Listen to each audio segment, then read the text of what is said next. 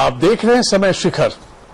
आयुष्मान भारत योजना नरेंद्र मोदी सरकार की एक महत्वाकांक्षी योजना रही है। इसकी प्रशंसा भी चारों तरफ हुई है, लेकिन कुछ गड़बड़ियों की वजह से इस योजना का लाभ कहीं कहीं लोगों को नहीं मिल पा रहा है।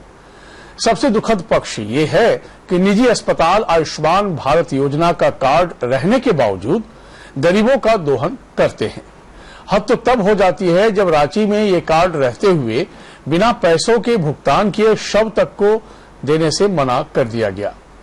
जब सहारा समय ने इस मामले में पहल की, तब कहीं जाकर परिजनों को शव सौंपा गया। चौंकाने वाली बात यह है कि परिजन अस्पतालों पर बरगलाने और गलत ऑपरेशन का आरोप लगा रहे हैं।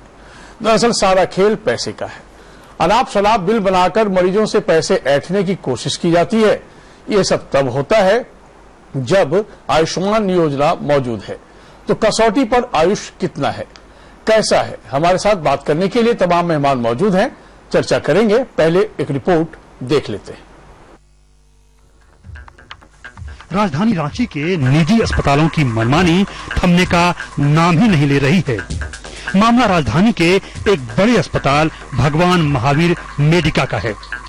यहाँ रामगढ़ के रहने वाले महावीर माझी, जो 2 सितंबर को दिमागी बुखार से पीड़ित होकर अस्पताल में भर्ती हुए थे, उन्हें आईसीयू में भर्ती कर लाखों रुपए का बिल थमा दिया गया, जबकि मरीज की मौत 2 दिन पहले ही हो चुकी थी। लेकिन आईसीयू में रखकर अस्पताल 1 लाख के बाद 2 लाख रुपए का अतिरिक्त बिल जोड़कर दे दिया।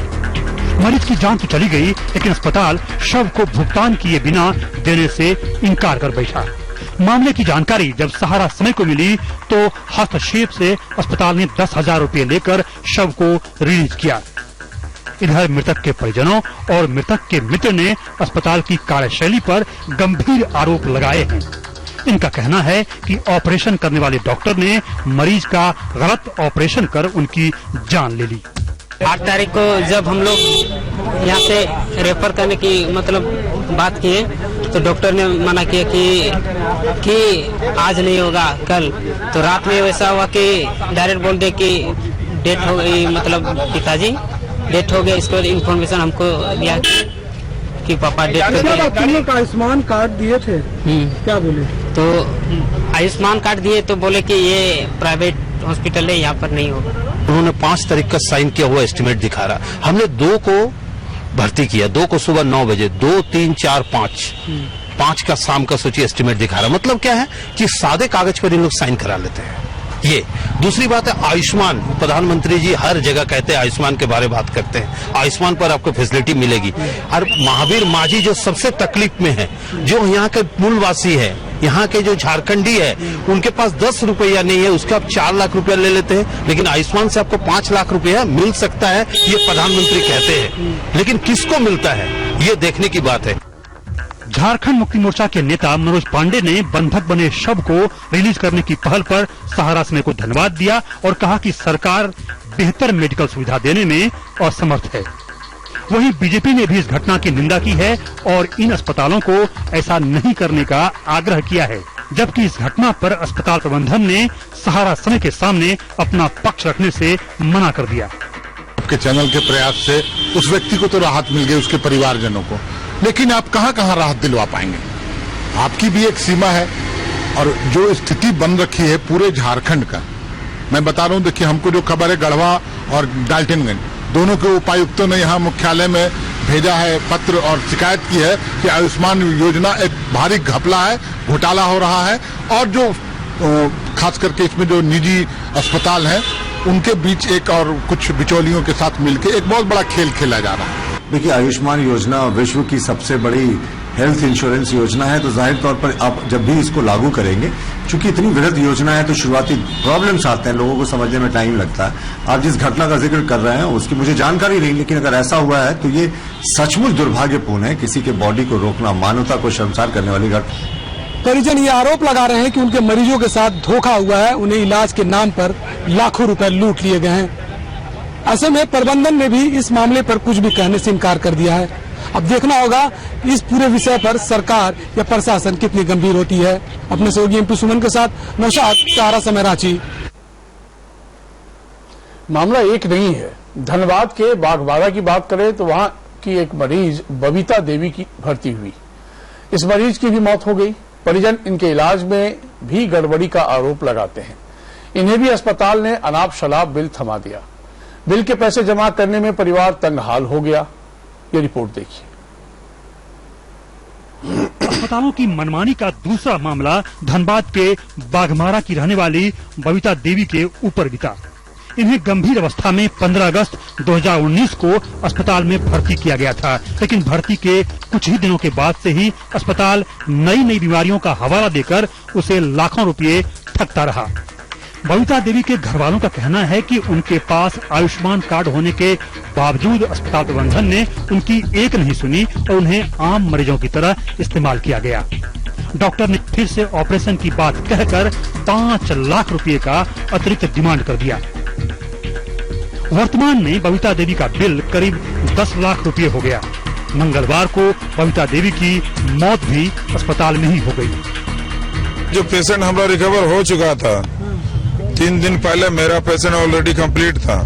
हमसे बात हो रहा, हम लोग हंस बोल भी रहे थे हम लोग आपस में, मगर कारण था इन लोग का जो डॉक्टर का जो ऑपरेशन था पेट का, इन लोग पेट का ऑपरेशन करने में थोड़ा चूक किया, लापरवाही कर दिया है। हमारे पूर्वजों को जो भी जमीन थे, जेवर थे, सारे हमने बेचने का काम किए और जो बेचने के बाद जितना भी रकम आया वो हमने हॉस्पिटल में लगाए। कुछ भाई लोग भी हमें चंदा के रूप में दिए थे, वो भी हमने हॉस्पिटल में लगाने का काम किए। जो पूरी तरह से हमने असमर्थ हो गए तो लोगों का आगे हाथ भी फैलाए, उसमें हमारी मदद की। इस तरह से पैसा जुगाड़ करके हमने हॉस्पिटल के लिए मतलब ऑपरेशन के लिए तैयार हुए हैं। अगर समय रहते इन निजी अस्पतालों पर लगाम नहीं कसी गई तो नाहक गरीब इसी तरह मरते रहेंगे और उनकी जमा पूंजी भी अस्पताल खाता जाएगा। सहारा समय के लिए रांची से नौशाद अहमद। एक और रिपोर्ट दिखाते हैं, फिर चर्चा को आगे बढ़ाएंगे। देश की सबसे बड़ी योजना आयुष्मान भारत भ्रष्टाचार की भेंट चढ़ती दिख रही है। पलामू में 20 अस्पतालों को घूस देकर सूचीबद्ध करने और निकालने का मामला सामने आया है। जांच के दौरान कुछ सबूत भी मिले हैं। इसमें सूचीबद्ध करने वाली टीम पर पैसे लेकर अस्पतालों को जोड़ने और हटाने की बात सामने आई है। कुछ अस्पतालों के प्रबंधकों ने पैसे की लेन देन का लिखित प्रमाण पत्र भी दिया है। बता दें कि इस मामले में उपायुक्त ने प्रशिक्षु आईएएस डॉक्टर ताराचंद से मामले की जांच कराई थी। इसमें भ्रष्टाचार के पुख्ता प्रमाण मिले। इसके बाद 42 सूचीबद्ध अस्पतालों में से 20 को हटा दिया गया है। शिकायतें मिली थी कि जब अस्पतालों में इम्पैनलमेंट हुआ था तो बहुत से ऐसे अस्पताल थे जो उस क्राइटेरिया को फुलफिल नहीं करते, तब भी उसको डिस्ट्रिक्ट एग्जीक्यूटिव कमेटी की ओर से इम्पैनल कर लिया गया था। और उस क्रम में फिर हम लोगों ने एक बार एक जांच करा के अस्पताल को इस इम्पैनलमेंट से बाहर भी निकाला था। और मेन बात इसके हमने प्रशिक्षु आईएएस से भी जांच करी कि वास्तव में अनियमितता है कि नहीं। तो प्रशिक्षु आईएएस की जो जांच में निकल के आए थे उसमें अनियमितता स्पष्ट हुई थी और उसमें करप्शन संबंधित मामला, इसमें हम लोगों ने निर्णय लिया कि करप्शन संबंधित मामला है, इसकी निगरानी विस्तृत और जांच करा चाहते या कार्रवाई करने के लिए निगरानी विभाग से अनुशंसा की गई है। वाकई दुखद है, इसलिए दुखद है क्योंकि एक अच्छी योजना है, सरकार की एक महत्वाकांक्षी योजना है। जो गरीबी रेखा से नीचे रह रहे हैं या जिनकी आमदनी बेहद कम है, ऐसे लोगों को इसका लाभ मिलना है 5 लाख तक। अब लेकिन सवाल यह है कि ईमानदारी यदि है ही नहीं सिस्टम में, उन डॉक्टरों में, उन अस्पतालों में, तो फिर योजना सफल कैसे हो? सबसे बड़ी चुनौती ये है। हमारे साथ इस वक्त कई मेहमान मौजूद हैं रांची स्टूडियो में। राजेश शुक्ला, आप वरिष्ठ नेता हैं बीजेपी के, आपका बहुत स्वागत है। स्वागत है। सुशांतो मुखर्जी, आप सीपीआईएमएल के नेता हैं, आपका बहुत स्वागत है। और मुकेश कुमार, राजनीतिक विश्लेषक, हमारे साथ पहले से बने हुए हैं। मुकेश जी, एक आपकी टिप्पणी मैं पहले ले लेता हूं इसमें।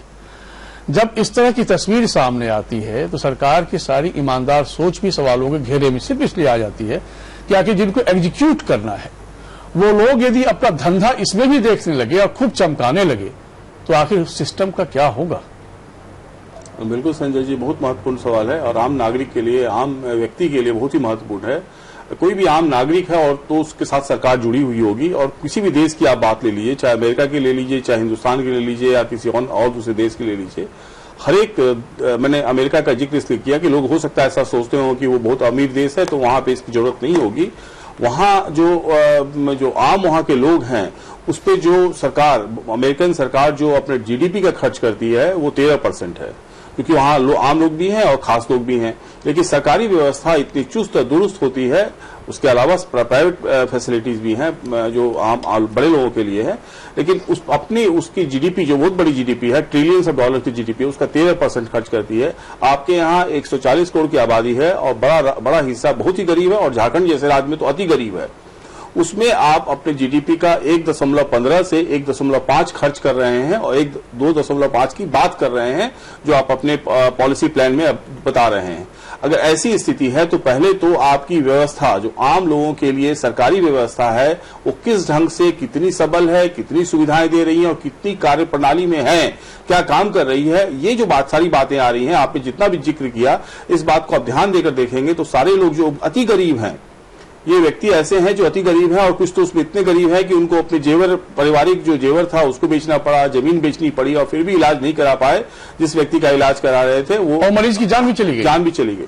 तो संजय जी, ऐसी स्थिति में पहले तो इस बात को स्पष्ट कर रहा है सरकार, बड़ी वहां गंभीरता से सोचे कि लोगों को, अति गरीब लोगों को भी बड़े प्राइवेट हॉस्पिटल्स में जाने की कैसे जरूरत पड़ी है। अगर ये जरूरत इसलिए पड़ रही है कि वहां वो जो स्वास्थ्य सुविधाएं हैं वो काम नहीं कर रही हैं या वो खुद अस्वस्थ हैं, तो पहले तो उसमें सुधार की आवश्यकता है, जिस बात को दर्शाया जा रहा है, जो बात स्पष्ट रूप से दिख के आ रही है।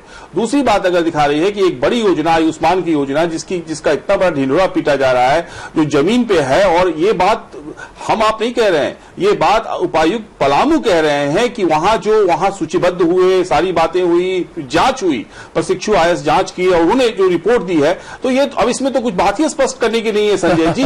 ये स्पष्ट रूप से सरकार का सबसे बड़ा अधिकारी जो जिला स्तर पे है वो कह रहा है कि आयुष्मान योजना पलामू अति गरीब जिलों में से एक है, वहां वो ध्वस्त हो चुका है, वो कोई काम नहीं कर रहा है, और जो सूचीबद्ध हो रहे हैं अस्पताल वो पैसे देके हो रहे हैं। तो आयुष्मान जैसी जो बड़ी योजना जिसका बड़ा ढिंढोरा पीटा जा रहा है पूरे देश में, झारखंड में वो नग्न है और आम लोगों को कोई सुविधा नहीं मिल रही। ठीक, तो कसौटी पे आयुष है और आयुष्मान योजना इसलिए सवालों के घेरे में है क्योंकि बहुत सारी स्थितियां ऐसी आ रही है तस्वीर के जरिए जो चिंता बढ़ाती है। ऐसे में राजेश शुक्ला जी, क्या आपको लगता नहीं कि कहीं न कहीं एक नकेल कसने के लिए एक तंत्र और एक यंत्र की जरूरत है झारखंड में, जहां जो भी अस्पताल इस तरह की लापरवाही बरत रहे हो या जानबूझ के धंधा कर रहे हो, उनको सबक सिखाया जाए? बिल्कुल बिल्कुल संजय जी, हम सबसे पहले आपका अभिनंदन करना चाहते हैं, बधाई देना चाहते हैं कि ऐसे गंभीर मुद्दे को आपने उठाया है जो आज लोगों से सीधे जुड़ा हुआ है, और हमारी पूरी तरह से इस पर ध्यान है, सरकार की भी सोच है कि किस तरह से अधिक लोगों को इसका लाभ मिले, और जो लोग इसके दायरे में आते हैं, आर्थिक रूप से जो पिछड़े हुए हैं, उनको कैसे अधिक से अधिक इसका लाभ मिल सके, कैसे उनका इलाज हो सके। जिस झारखंड की धरती पर भारत के प्रधानमंत्री नरेंद्र मोदी जी ने इस महत्वाकांक्षी योजना को, विश्व की सबसे बड़ी स्वास्थ्य की सबसे बड़ी योजना जो बीमा योजना है, उसको शुरू करने का काम किया, वो झारखंड में सबसे ज्यादा सफल हो, इस बात का प्रयास हमारे झारखंड के मुख्यमंत्री रघुवर दास जी का भी है, और हम सब की कोशिश है यहाँ के लोगों को अधिक से अधिक उसका लाभ मिले। नहीं, वो तो ठीक है साहब, लेकिन आपकी कोशिशों का नतीजा ये है कि आप देख रहे हैं रांची में जो अस्पताल है वो किस तरह की लूट मचा रहे हैं, किस तरीके से पलामू में लूट मची हुई है। मैंने वो संजय भाई, मैं उस पर आ रहा हूँ, क्योंकि एक बहुत बड़ी तादाद है ऐसे लोगों की, और ऐसे लोगों को लाभ देने की जब हम कोशिश करते हैं तो कहीं न कहीं थोड़ी बहुत गड़बड़ियां सामने आएंगी, और उसको सुधारने की सरकार के तरफ से कोशिश भी हो रही है, और बहुत ईमानदार और पारदर्शी कोशिश हो रही है, हम उसमें कोई शंका नहीं व्यक्त कर सकते हैं, और सभी लोगों को इसमें सहयोग करना चाहिए। जिस तरह से आपने जिन बिंदुओं को उठाया है, इसके लिए हमने आपको बधाई दिया। इसलिए बधाई दिया कि ऐसे गंभीर मुद्दे हैं जिस पर लोगों का सीधा प्रभाव पड़ता है, और अस्पतालों को खासकर 15% जो निजी हॉस्पिटल इससे जो जुड़े हैं, उनकी भूमिका भी इसमें महत्वपूर्ण हो जाती है कि उनको भी उतनी ही महत्वपूर्ण तरीके से उन लोगों को लाभ देना चाहिए जो इसके दायरे में आते हैं। अभी हाल की एक बात आपको बताएं, जमशेदपुर में 3 प्लेट में टाटा हॉस्पिटल ने, TMH ने और टाटा ग्रुप ने अभी आयुष्मान भारत से अपने को जोड़ने का काम किया। उसमें मुख्यमंत्री रघुवर दास जी का बहुत सराहनीय प्रयास रहा, और वो आज जुड़ा है। और आप जाके वहां देखें कि किस तरह से मरीजों की सेवा की जाती है, मरीजों को किस तरह से आयुष्मान भारत से जोड़ करके उनको लाभ देने। सही है, जो अच्छा है वो अच्छा है, उदाहरण बता रहा हूं। लेकिन जहां नहीं अच्छा है सर, उसको कैसे कंट्रोल में किया जाए, बड़ा सवाल सिर्फ यही है। सुशांत मुखर्जी आप बताएं कि जो मैं समझ गया सर, जहां गड़बड़ी की शिकायत मिल रही है संजय भाई जी, मैं समझ गया सर, आपने सही कहा है। जहां गड़बड़ी की शिकायत मिल रही है उसको दूर करने का पूरी कोशिश है। ठीक ठीक ठीक, चलिए हम और आपको दिखाते चले जाएंगे, आप और कोशिश करते चले जाइए, अच्छी बात है जनहित में। सुशांत मुखर्जी, चूंकि आप स्वयं भी जमीन से जुड़े हुए हैं और कई तरह के इनपुट आप लोगों के पास भी आते रहते हैं, और क्या लगता है आयुष्मान योजना, आयुष्मान भारत योजना, जिसका कि सर्वथा लाभ जो आर्थिक रूप से बेहद पिछड़े हुए हैं, गरीब हैं, उनको मिल रहा है, और व्यवहारिक अनुभव क्या कह रहा है अब तक का? देखिए संजय जी, ये सबसे बड़ी चीज है। जितने भी रांची में, हम झारखंड पे मतलब शहर, यहाँ सिटी में रांची की बात बता रहे हैं, यहाँ पूरे कंप्लीटली ये फेलियर है प्राइवेट हॉस्पिटल के लिए।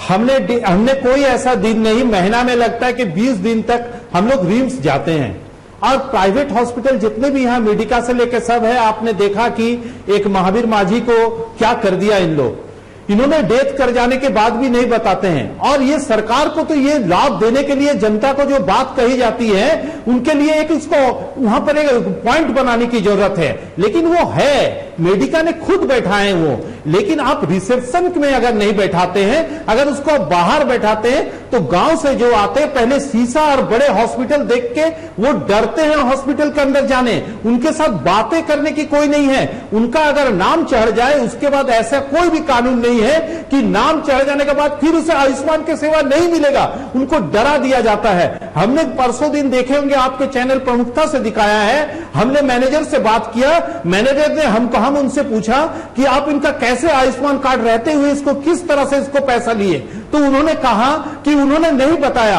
हमने बोला कि कैसे नहीं बताया, उन्होंने जाके बताया 2 लड़का था, क्योंकि उनके बेटे छोटे हैं, छोटे रहने के कारण उसको हटा दिया गया। हमसे उनसे पूछा कि आप आगे एस्टिमेट दिए थे, यहां सरकार की आदेश है कि आपको एस्टिमेट पहले देनी है, तो उन्होंने हमको एस्टिमेट बोले कि दे दिए, और एस्टिमेट के जब पेपर लाए, हम बता दें कि महावीर माझी ने 2 तारीख को 9 बजे सुबह वहां भर्ती हुए थे, लेकिन जो एस्टिमेट जो दिए हैं उस कागज पर वो 5 तारीख को एडमिट हुए। मतलब ये है कि वो कागज पर फॉल्स तरह से पहले जब एडमिट होते उसी टाइम साइन करा लेते हैं और उसको भरते नहीं है। अब जब प्रेशर में आ जाते तो भरने टाइम उनको डेट नहीं पड़ा, और वो 5 तारीख का डेट है, वो हमने फोटो खींच के रखा है। तो इस तरह से अगर आयुष्मान चले तो गरीबों की भला कहां होगा, सिर्फ नाम भला होगा। इस पर जानने की जरूरत है, सिर्फ मेडिका नहीं है, हर हॉस्पिटल इफेक्टिव है। इसके लिए सरकार को एक पॉइंट बनाने की जरूरत है, जहां पर कैश काउंटर है, जहां पर रिसेप्शनिस्ट है,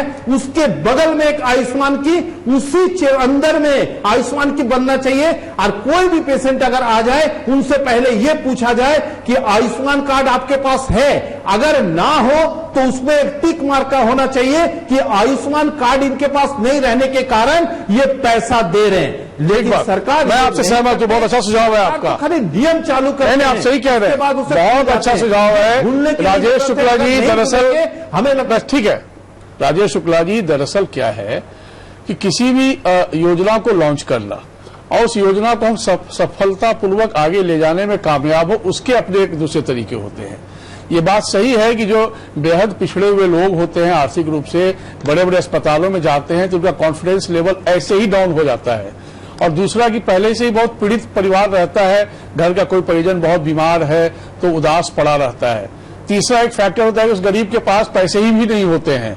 ऐसे में उसके असिस्टेंस के लिए जिन हॉस्पिटल को आप लोगों ने पैनल में रखा है, उन हॉस्पिटल्स में आपका एक रिप्रेजेंटेटिव होना चाहिए जो उसकी मदद कर सके वहां तक सही तरीके से उसका इलाज कराने में, सो दैट उनको लूटा ना जा सके। अब मेडिका के खिलाफ क्या कार्रवाई हुई है अभी हम लोगों को कोई जानकारी नहीं है। एक बात आई, एक बात गई, तो सर कभी न कभी आपको सख्त एक्शन भी लेना पड़ेगा। तो संजय भाई आपको बता दें जी, बिल्कुल बिल्कुल संजय जी, आपको बता दें कि मेडिका के खिलाफ जो शिकायत मिली है, सरकार उस पर गंभीर है, सरकार उसकी जांच भी करा रही है, और जो भी दोषी पाए गए जाएंगे उसमें उनको बख्शा नहीं जाएगा, ये आपको आश्वस्त हम करना चाहते हैं। और दूसरी बात आपको कहना चाहते हैं कि इतनी बड़ी तादाद में जब कोई योजना एक लॉन्च होती है जहां पर कि 1600 करोड़ लोग इससे लाभान्वित होते हैं, वहां पर एक आध गलतियां कहीं कहीं सामने आएंगी, उसको दुरुस्त करने की कोशिश हम कर रहे हैं। नहीं, एक आध नहीं है सर, ये मानसिकता वाली गलती हो रही है सिस्टम में। अभी मेडिका की बात दिखाई, आपने रिम्स की बात कही। हम हर जगह हमारी तरफ सरकार के तरफ से कड़ी निगरानी है और हम आपको आश्वस्त करना चाहते हैं कि जो समाज के अंतिम व्यक्ति जो हमारा आर्थिक दृष्टि से पिछड़ा हुआ है उसको लाभ पहुंचाने के लिए हमारे प्रधान हमारी शुभकामना सर, लेकिन चुनौती ज्यादा है। का जो संकल्प है उसको कहीं से भी चलिए, इसको हम राजनीतिक रूप से नहीं देखेंगे, इसको हम व्यवहारिक धरातल पर ही देखेंगे। एक आध खबर और देख लेते हैं, फिर चर्चा को हम आगे बढ़ाएंगे। गढ़वा में आयुष्मान भारत योजना गरीब परिवारों के लिए जीवनदायिनी का काम कर रही है। एक अच्छी खबर है। ज्यादातर लोग इस योजना को मोदी कार्ड के नाम से जान रहे हैं। जो गरीब लोग कल तक बीमारी की हालत में या तो इलाज के अभाव में मर जाते थे या इलाज के खर्च की वजह से कर्ज में डूब जाते थे, वही लोग आज माफी चाहूंगा गोल्डन कार्ड के इस्तेमाल से मुफ्त इलाज करा रहे हैं। गढ़वा जिले में सरकारी अस्पतालों के साथ साथ कई निजी अस्पतालों को भी इस योजना से जोड़ा गया है ताकि आम लोगों का सही तरीके से इलाज हो सके। इलाज कैसे हुआ है? कार्ड द्वारा। कौन सा कार्ड? मोदी जी का है, राष्ट्रीय कार्ड। तो मतलब किसी तरह का मतलब फ्री में हो रहा है इलाज? जी सर, विधायक का है, फ्री में हो रहा है तो लाभ तो मिल ही रहा है। 470 के आसपास लोगों का इलाज हो चुका है। किस तरह के मरीज है? इसमें सभी तरह का मरीज आते हैं, कोई पार्टिकुलर ऐसा नहीं कि ये नहीं जाता, लेकिन जनरल सर्जरी से रिलेटेड जनरल फिजिशियन और हर तरह का लोग। मेरे यहाँ प्रधानमंत्री जन आरोग्य योजना से जो लाभ मिलता है वो जनरल सर्जरी में मिलता है, गायनोकोलॉजी में मिलता है, हड्डी रोग में मिलता है और जनरल मेडिसिन में मिलता है। अभी मतलब जिस तरह से पेमेंट की बात होती है, कई आयुष्मान भारत योजना से काफी लोगों को लाभ भी मिल रहा है तो कहीं कहीं भ्रष्टाचार की बात भी सामने आ रही है। इन्हीं सब मुद्दों को लेकर सहारा समय संवाददाता विनय पांडे ने झारखंड के स्वास्थ्य मंत्री रामचंद्र चंद्रवंशी से खास बात की। आयुष्मान भारत जो गरीबों के लिए योजना लाई गई थी, केंद्र और राज्य सरकार दोनों ने मिलकर इस योजना को यहाँ पर झारखंड में लागू किया था और कितना सफल है और किस तरह से व्यवस्थाएं हैं, इस पर हम सीधे बात करते हैं हमारे झारखंड के स्वास्थ्य मंत्री रामचंद्र चंद्रवंशी। जो आयुष्मान भारत है वो किस तरह कितना प्रगति कर रहा है?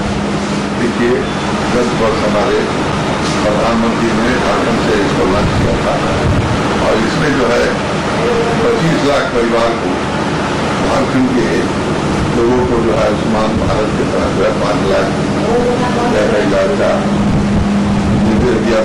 परंतु हमारे माननीय मुख्यमंत्री जी ने देखा कि यहाँ गरीबी देखते हुए खाद्य सुरक्षा अधिनियम के तहत 57 लाख परिवार को देने का वचन दिया था और वो दे रहे हैं। सर, इस योजना में कुछ त्रुटियां भी देखने को मिली है। ऐसी बात है, जो हॉस्पिटल हमारे आयुष्मान भारत से जुड़ा हुआ है, लोगों लगा हुआ है, वहाँ लोगों को जाना चाहिए। वो जो है किसी प्राइवेट हॉस्पिटल में जाके इलाज करा रहे हैं, उस पर हम क्या कर सकते हैं? एक्शन ले सकते हैं। माननीय मंत्री ने कहा कि ठोस कार्रवाई होगी, जो भी गलत करेंगे आयुष्मान भारत में उसको लेकर पूरी तरह सरकार चौकन्नी है। सारा समय के लिए गढ़वा से भी नहीं पाएंगे। लेकिन जहां हम धनबाद की ओर रुख करते हैं वहां आयुष्मान भारत योजना का हाल थोड़ा बेहाल है। यहां आयुष्मान कार्ड दिखाने के बावजूद अस्पताल प्रबंधन इलाज से इनकार कर रहा है। धनबाद के पीएमसीएच में आयुष्मान योजना के तहत रोजाना गरीब इलाज के लिए रजिस्ट्रेशन कराते हैं, लेकिन लोगों का आरोप है कि यहां इलाज के नाम पर सिर्फ खाना पूर्ति हो रही है। इसको लेकर जब आयुष्मान मित्र कृष्ण रेड्डी से सवाल किए गए तो उन्होंने कहा कि सारे आरोप बेबुनियाद हैं। हाँ, वैसे मरीजों को यहां इलाज नहीं मिलता जो कि कहीं दूसरे अस्पताल में भर्ती होकर किसी कारण से हमारे यहां आते हैं और पहले रजिस्ट्रेशन को बंद नहीं करवाते।